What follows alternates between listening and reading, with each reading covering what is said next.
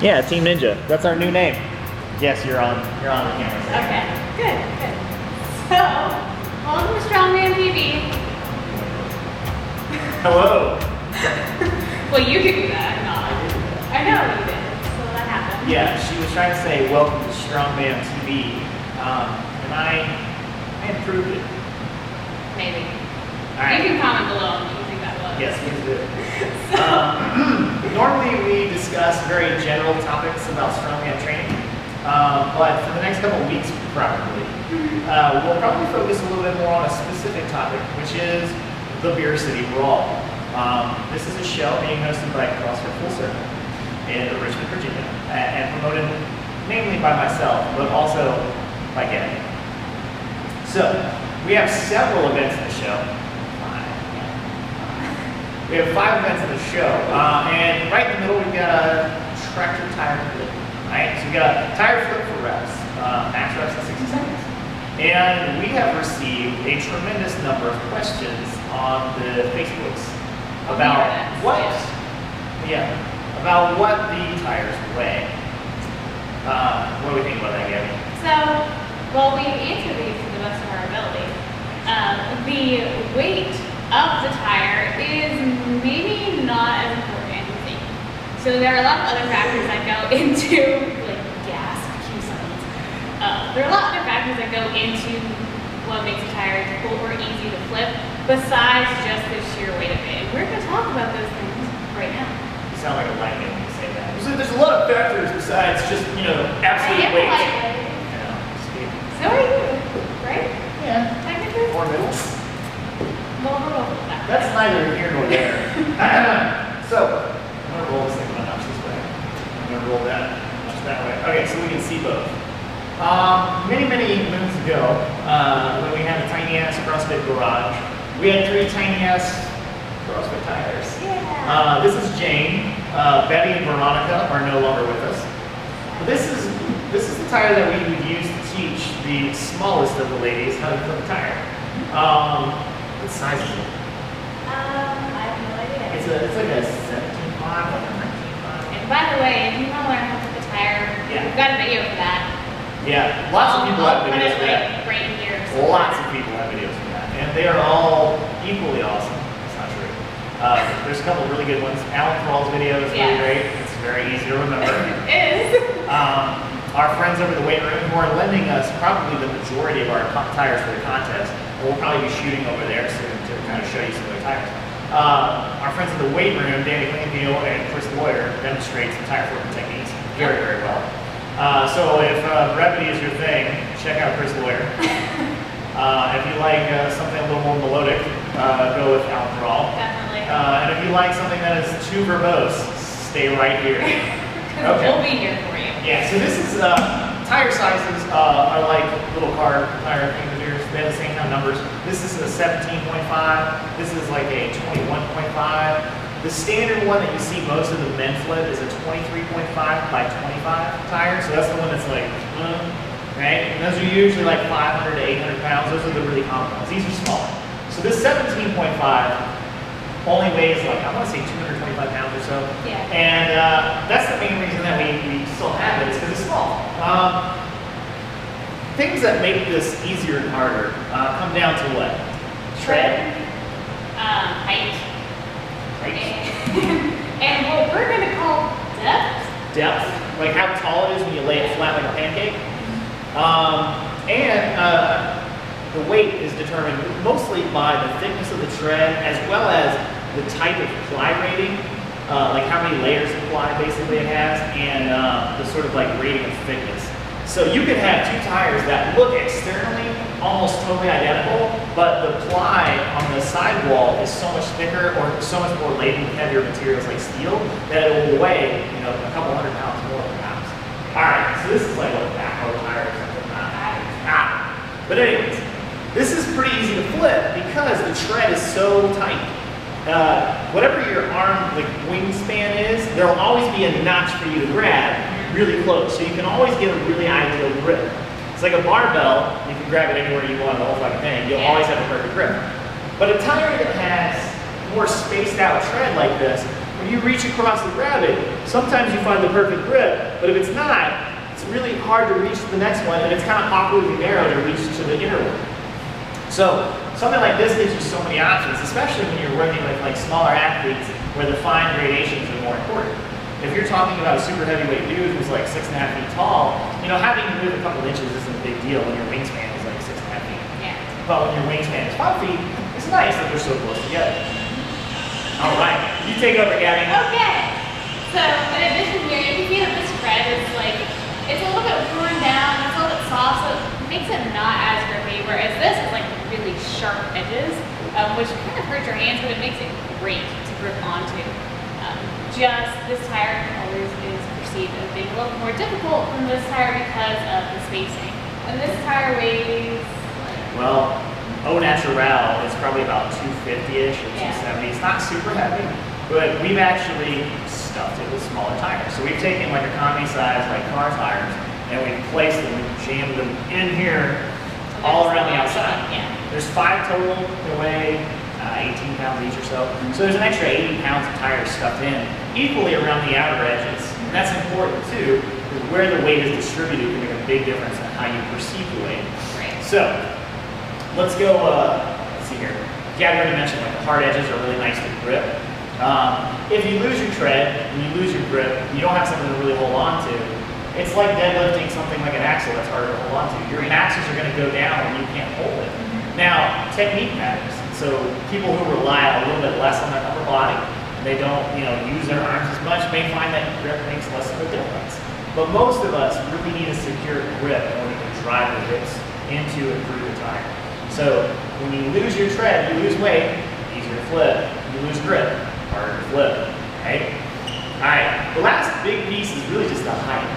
Again, going back to this sort of pancake analogy, this one will reach a sort of 45-degree angle where all of a sudden the leverage becomes better for actually flipping it over at a lower height than this one will, right? So you'll do less work to peel this up off the ground before it's going to just fall over on its own.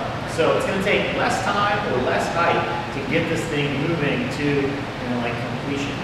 This being 6, 8, 10 inches taller, right? Half of that distance is going to have to be made up vertically before it's going to feel the same sort of tipping point. The taller the tire, the more true that is. So if I've got 2 tires that are both 600 pounds, but one's 6 feet tall and one's 7 feet tall, the 7-foot one, even though it's the same weight, is going to be harder to flip. Another little piece about physics, right? When you look at these guys kind of side by side, you can see that they're close, but this tire is definitely wider, right? This tire has greater, what we call it, depth. I think we call it depth. Right? This tire is wider. So when it's laying flat on the ground like a pancake, its center of mass is higher off the ground, right? And our main goal in flipping a tire is to drive a wedge under the center of mass and to get it to rotate. So the taller up off the ground the tire begins, the less work we're going to have to do to get it moving. So flat tire, hard to flip. Tall tire, easy to flip. So when you see one that's like a big monster, but it's like short and really tall and wide, like that sounds great for like a promoter. It's like, whoa, this tire weighs like 800 pounds, but it's gonna feel like a skinny flat 600 feet. Right. So that brings us to our initial point. Right? Tire weight's important. Okay? It's probably one of the biggest variables out there, but there are lots of other factors that can impact your ability to flip the tire, especially when we're talking about max reps. So like the tread and your grip becomes very, very important. How quickly you can find that grip again after you flip the tire becomes very, very important. Yes. Obviously easy to do when there are so many options here. A little bit more difficult to do on a tire like this where you have a large amount of space, especially if you're a smaller athlete with a smaller wingspan. You may find yourself shuffling your feet laterally to basically reposition your hands better. Yeah. And losing that time might cost you like a rep or 2 in 60 seconds. But to be quite honest, it's hard to do more than like 10 flips in 60 seconds. Like it's hard to do more than like 10 reps. So if you get 8 and the other guy gets 11, that's a huge spread when you lose that second or 2 per rep.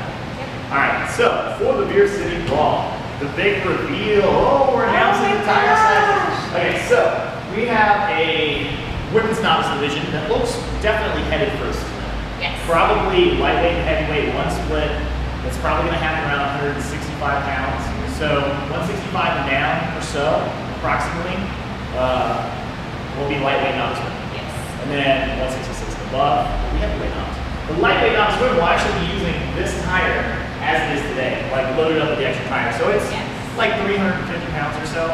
It's a very awesome tire to learn how to flip on. It's very forgiving. It's very easy to grab. And most of our novices are going to get at least a rep. Yeah. But is it going to be easy to flip continuously for 60 seconds? We hope not. Yeah. I mean, that's kind of the goal here. And you can see, like, for height perspective, I'm about 5'5" on, like, a really great day. So it's not a terribly tall tire. No. In the realm of tires. And that's important because the next tire up for the lightweight open, the heavyweight novice, and the just those two, is going to be a traditional like 23.5-inch tire. So it's going to be like this tall. It's going to be super lightweight for its size. It's going to be like 450-ish. So again, lightweight open, it's going to be flippable, but it's not going to be easy. Heavyweight novice, there'll be maybe some big girls that have like done it before. They'll just tear it to pieces. But you might also have somebody who's new to the sport. It's going to be a tough tire to move if you don't know what to do. I have like a constant battle with that tire. I'm going to get a secret revenge on it soon, but it's about this tall on me. There's like a photo of me and I'm resting my hand on it like this. So the height definitely makes a huge difference there. You got to do a lot of work to get it moving. Yes, for sure. For the heavyweight novices being probably on average a lot taller than Gabby, it's not going to be a tough tire to flip. You're going to get some reps. It's going to be a matter of speed and condition to see who does the most. For the middleweight opens, we're going to move to a similarly sized tire that's just heavier. Just got more tread. It's like a lot. And then for the heavyweight open, we're going to be using, again, a 23.5 or 25 tire. It's actually got some added weight to it. It's going to be like 600 pounds or so. It's a great, wide, tall tire. It's pretty easy to flip. It's actually the tire that I learned how to flip on before they've been loaded up with extra weight. It's a nice tire. But still, for a women's tire, it's pretty tough. Yeah. All right, moving on to the lightweight novice men. They'll probably be using that very same tire.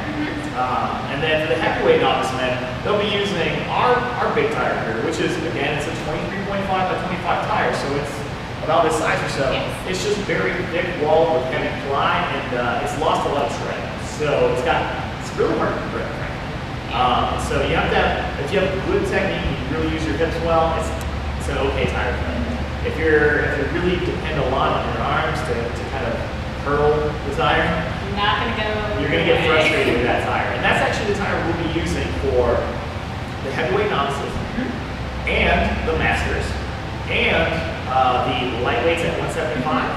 And for the 200s, we may or may not use that tire. We may add weight. For the 231s, the weight room will be lending us an even larger tire. I think it's still a 23.5. It might be a 25-inch tire, but it is definitely significantly taller than the others. It's about 700 pounds. So again, if you're 231 who's on the tall side, you're going to enjoy that tire. You're probably going to do well with it. If you're short and stout, it's going to be a tough tire, but hopefully you'll be fine. Most of our classes get some rest. And then for the super heavyweights, again, we'll be borrowing a tire from the weight room that they know affectionately as Big Nasty. This tire definitely is over 23.5. I can't remember the exact size, but it's tall. It's 7 feet tallish, and it's like 800, 850. It is a very heavy tire, and again, if you're not a tall guy, you've got to do a lot of work to get it up and to keep it up and keep it moving over. You can probably stalk the weight room's Instagram or Facebook page and see photos and videos of the infamous Big Nasty. At TWRBA, link on the video menu. Yes, I'll put a link below somewhere. Yeah. So that is big tire review. That's the breakdown for the Beer City Brawl. So remember, weights are important, but they're not the end all be all. And if you want to get more practice in with the specific implements, we are hosting a training camp here almost every Saturday, like the next couple Actually, Saturdays. it's about every other Saturday. Yeah. It's like we got 5 sessions coming up over the next 8 or 9 weeks. Yeah, so about every other Saturday. Starting tomorrow, which by the time we make this video is probably in the past. Yeah. But it was a great time. For sure. It's always a good time. We love camp. Fun with that. But we will be doing hands-on coaching instruction on most of the implements that you are going to be using in the show. Also a really great opportunity for novices to come and play with all the toys. Like I said, we've coached through several novices and have a wide array of sort of toys to play with. in that we can accommodate pretty much anybody's skill level This is that way. This is the 4th or 5th time that we've done like a training camp for a specific show. It's just never been our show before. Yeah. Which affords us a unique opportunity. We can give you the implements who really use the show. But like Gabby said, we have a lot of novices, we have a lot of women, we have a lot of lightweights. So we have a lot of implements that start at lighter weights. It's a great way, it's a really good environment for someone who's new to the sport to be able to learn the techniques properly, and they don't have to start at a super heavy weight. Right. Because we've got logs, dumbbells, and stones that are strong enough for a man, but Also strong enough for a chick. pH balance is the punchline. Oh, sorry. Yeah. But yeah, so come to camp. It's going to be a lot of fun, and if you are competing in the show, which you should be, you will get some hands-on time with most of the implements that you will be using that day, which is always something that we recommend you doing. And if you're a novice and want to come hang out, we usually have coffee and some bad jokes and we look things. That's good. If you are an experienced competitor who is like, fuck these guys, you could still probably show up on the last week before the show. That Saturday we'll be doing a mock contest, including having as many of the implements set up exactly as the contest is going to be. So it'll give you a chance to kind of run through your game plan, make sure that you've got everything on the way, just see the implements. That's one of the biggest surprises sometimes at Strongmaam shows. So knowing ahead of time what everything is going to look like and actually being able to put your hands on it, that's huge. Yeah, and we're doing mock contests are always fun day. So like Jason said, come out. If you don't want to go all hard the week before a show, totally get that. So you can do something that's lighter. Or at least just come check out the space and check out the implements and ask us any questions that you'd like to ask us. All right. That's it. Yeah. Links below. All the links down here somewhere. All right. A little description thing. See you next week when we talk about some other crap. Yep. Maybe kegs. Yeah, thanks, something. Kegs.